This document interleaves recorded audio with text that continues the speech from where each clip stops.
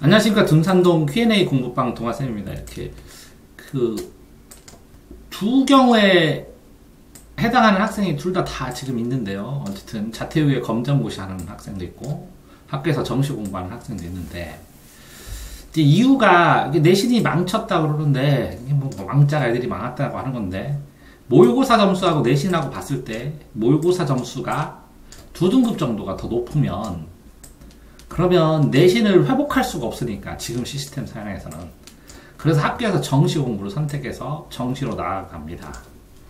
모고가 더 우수하죠. 그러니까 한 등급은 소용없고 거의 뭐 정시랑 비슷해요. 2등급을 하는데, 만약에 이 학생이 고3에 올라가면 이게 학교에서 어차피 고3 때 정시를 하는 애들도 있으니까, 교육방송도 하고 그러니까 정시 공부하는데 뭐 나쁘진 않아요. 근데 문제는 학교에서 정시하는데 고1이나 고1 때부터 정시를 하게 되면 아이들은 수시 준비하고 스펙 쌓고 막 하는데 이거 안 할 수가 없죠. 그러면 시간이 안 난다는 거예요. 공부를 더 하고 싶은데 시간이 안 난다고 자퇴하고 싶다고 막 굉장히 많이 유튜브에 나오죠. 인터넷에. 지식인 질문에서. 자퇴하는 학생은 이제 개인 사정이 있는 경우가 더 많고, 보통은 지금은 반반인 것 같아요. 5대5. 개인사적으로 그만두는 애, 여러 가지. 그 다음에 정시를 공부하기 위해서, 더 좋은 대학에 가기 위해서 그만두는 애, 이렇게 5대5 정도 되는 것 같아요. 이런 아이들이 이제 폭발적으로 늘어서, 아니면 개인 사정 중에서 본인이 뭐 그래서 가수를 한다거나 이렇게 자기 적성 찾아가는 애들. 그 다음에 어쩔 수 없이 이렇게 자퇴되게 되는 아이들도 있고, 그렇죠. 근데 이 비율이 점점 많아지죠. 이 두 비율이. 근데 문제는 이제 자퇴하는 아이들은 과정을 잘 모르죠.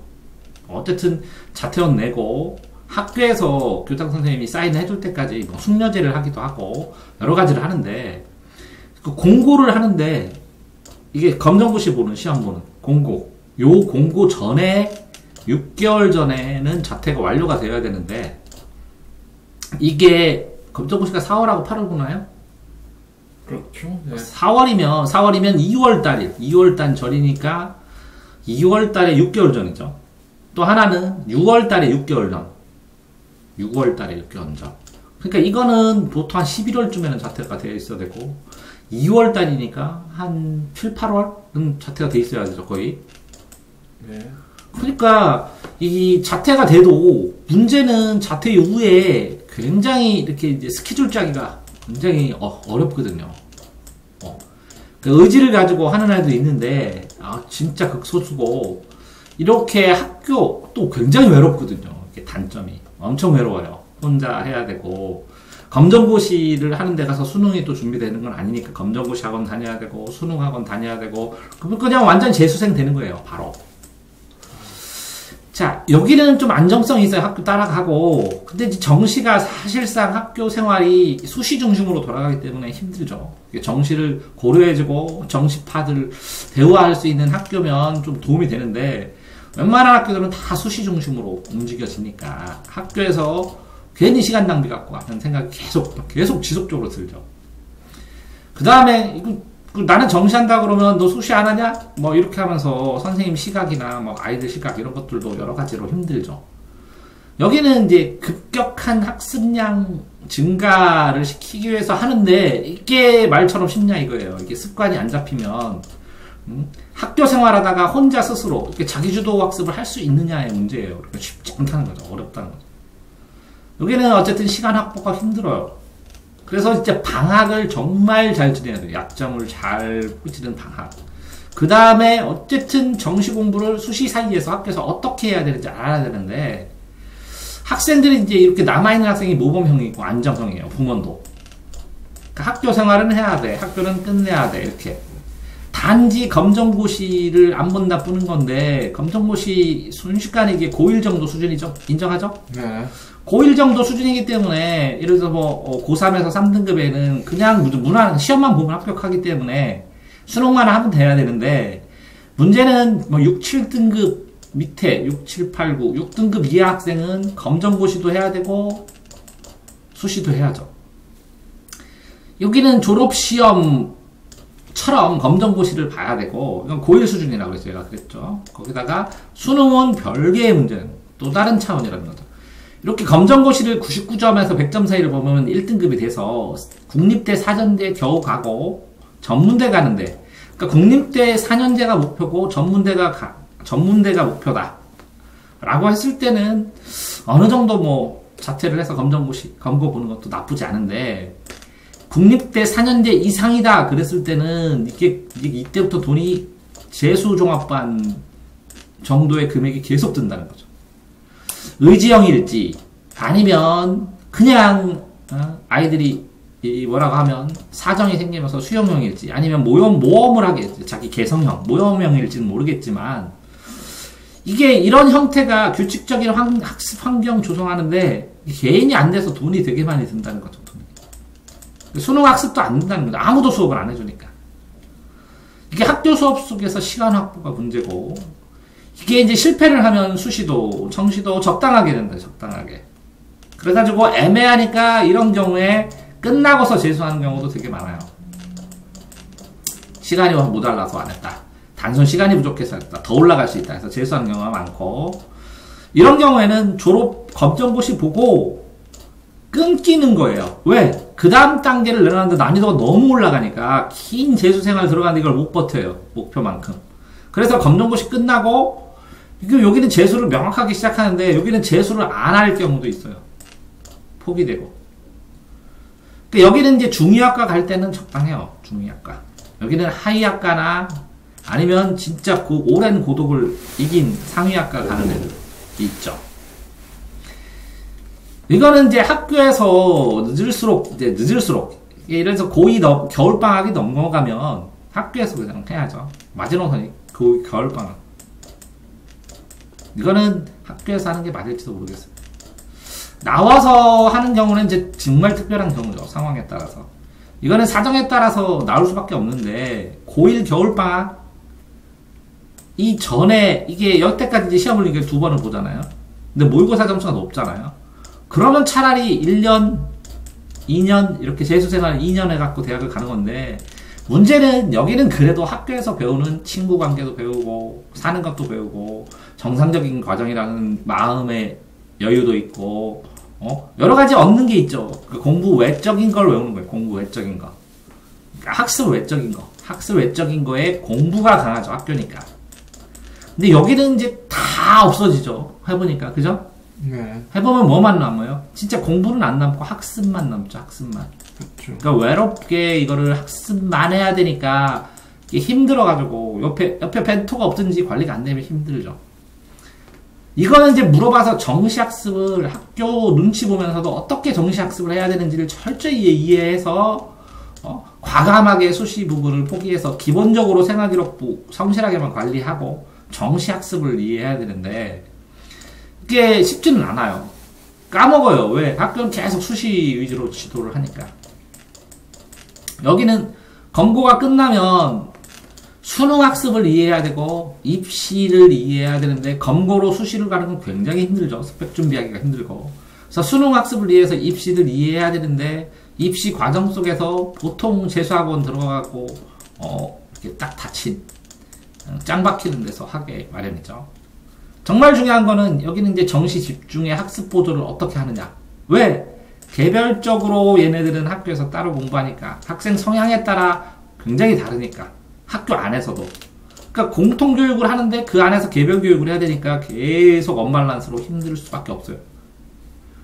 근데 이렇게 재수하는 애들은 생활관리가 제일 힘들죠. 나가기 싫으면 안 나가면 되니까. 그러니까 학습기관을 선정을 할 때 독학재수를 할 것인지, 재수종합반을 할 것인지, 기숙사형학원을 할 것인지, 모자란 걸 과외를 할 것인지에 따라서 어마어마하게 다른데, 어디든 가든 자기들이 맞다고 다 그러죠. 할 수 있다고. 근데 아니거든요. 성향에 따라서 좀 다르거든요.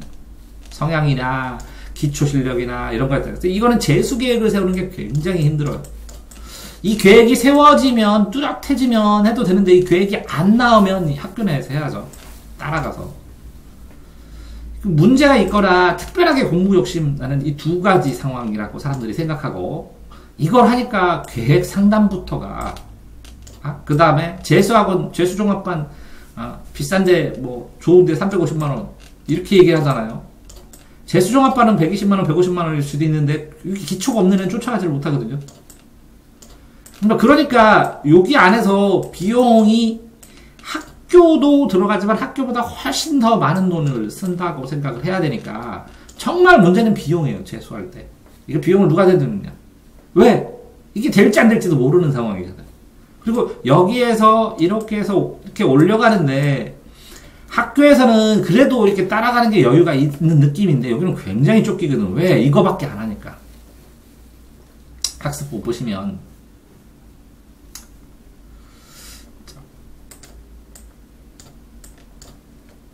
내신 점수가 어떠냐 이거를 같이 살릴 필요가 있느냐. 얘 안에서 최악으로 망했을 때 이 내신으로 갈 수 있는 게 뭐냐.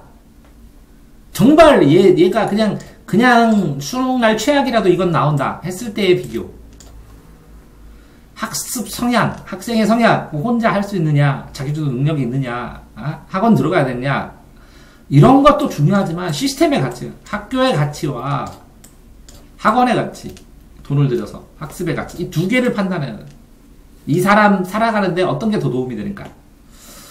지속하고 결과가 이제 끝나면 이게 결과를 객관적으로 확률로 계산해야 돼요. 이게 성공 확률 몇 프로, 이거 성공 확률 몇 프로. 근데 이게 주관적으로 되죠. 힘들어지니까. 그리고 어떤 상황이 될 때마다 나 학교 나올 걸. 아니면 재수할 걸. 이게 비용이 많이 들고 이게 물리적 시간이 있거든. 물리적으로 그걸 가능한가 그 목표가.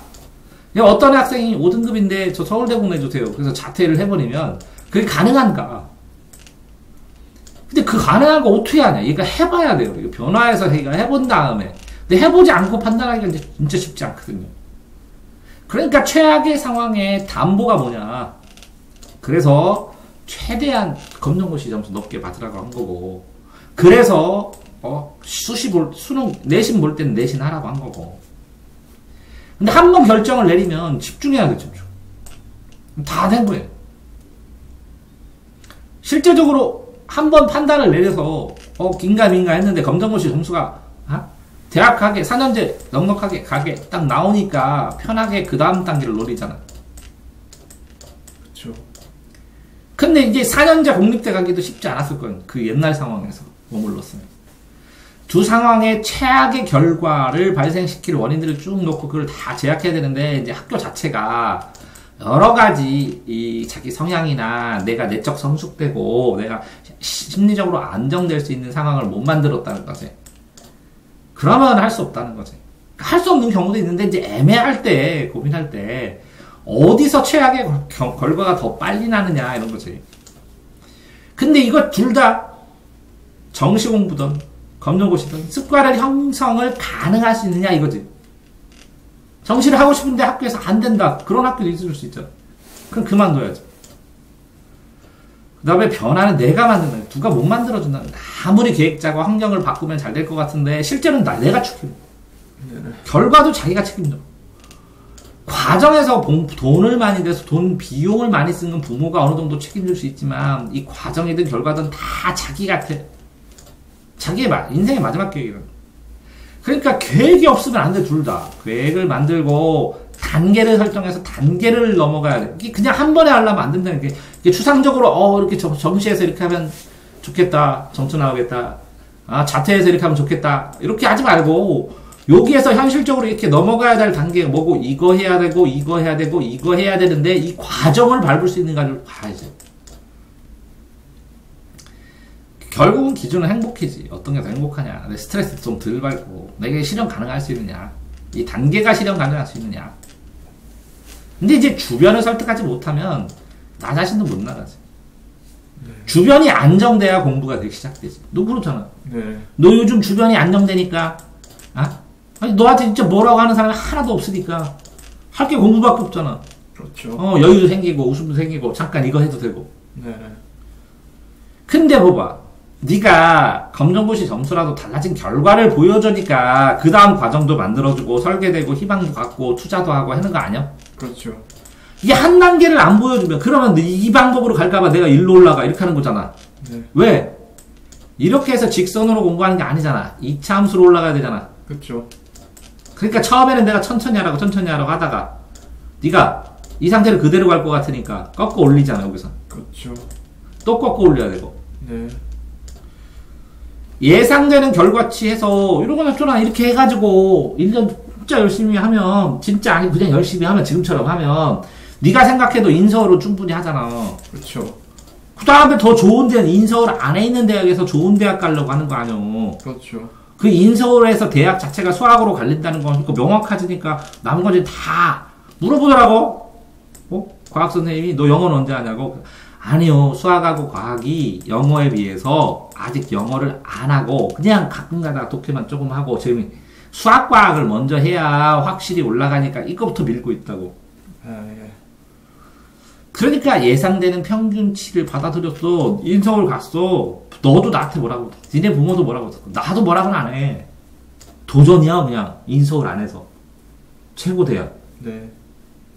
도전이요. 왜 그 목표도 안 세우고 수학 공부가 되냐? 아니요. 앞으로 나아가기 위해서 하는 거야. 자, 이런 걸 보면 제일 중요한 게 뭐야? 그러니까 결국은 이 심리적인 멘탈. 그치? 학습은 멘탈 게임이니까. 네. 이 멘탈을 어떻게 잡느냐, 어떻게 안정되게 만드느냐, 이 멘탈이 돼서 뭐라고? 계획으로 단계를 설정해서 계획을 짤 수 있느냐, 단계에서 계획을 짤 수 있느냐, 그래서 실질적인 가능성을 믿고 이걸 실행을 할 수 있느냐, 이 실행을 하는 데 있어의 비용을 어떻게 감당할 것이냐. 그렇죠. 그래서 목표를 한 단계 한 단계 가는 게 현실적으로 가능한가를 만들어서 이 단계적 계획이 목표를 가는 상황에서 실행시키는 걸 아이가 지나면서 이 나머지 발생될 수 있는 가능성, 외롭고 뭐하고 있는 것들을 알고 이걸 감당할 각오를 하느냐 이거잖아. 네. 다 멘탈이잖아. 그렇죠. 근데 여기서 정시만 학교만 하면 요생활을 모르고 요생활을 하면 요생활이 부럽고 그렇지만 가지 않는 길이요. 결정됐어. 그러면 그냥 가야지 뭐. 그렇죠. 안 그래? 네. 그리고 멘탈 중심으로 했을 때 너는 이게 지금 멘탈이 훨씬 맞는 거고 그렇죠. 저기 그 청주에는 충원에는 이게 지금 맞을 것 같으니까 이걸 넣는 거야. 네. 그러니까 본인이 선택하는 건 부모들도 그렇고 여기서 그냥 해보라고 하는 만큼 네. 너는 여기서부터 할 수 여기서 해야만 되는 상황이 발생했지만 현재 상황에서 보니까 이게 더 맞았잖아. 네. 머무른 것보다. 이해되세요? 네. 그러니까 안정된 멘탈 굳이 깨지 말고 이거 초집중해서 한번 해보란 말이지. 모아갖고. 알겠습니다. 동아쌤입니다.